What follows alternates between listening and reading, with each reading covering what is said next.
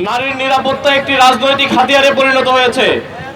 আমরা নির্বাচনের আগে যখন দেখেছি প্রত্যেকটি রাজনৈতিক দল তার ইশতেহারে নারীর নিরাপত্তা নিশ্চিত করার প্রতিশ্রুতি দিয়েছিল, কিন্তু দুঃখজনক বিষয় হলেও সত্য, আমরা দেখতে পাচ্ছি নির্বাচন যখন হয়ে যাচ্ছে, নির্বাচন হয়ে যাওয়ার পরও আমরা নারীর কোনো নিরাপত্তা এখন পর্যন্ত দেখতে পাচ্ছি না।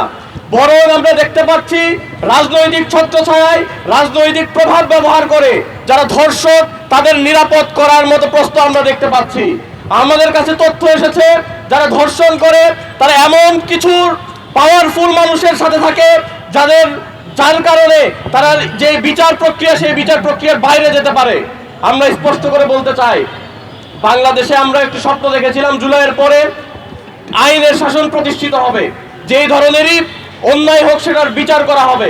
কিন্তু দুঃখজনকভাবে আমরা লক্ষ্য করি সোশ্যাল মিডিয়ায় যদি হাইপ না ওঠে তাহলে আমরা কোনো ধর্ষণের ঘটনা জানতে পারি না।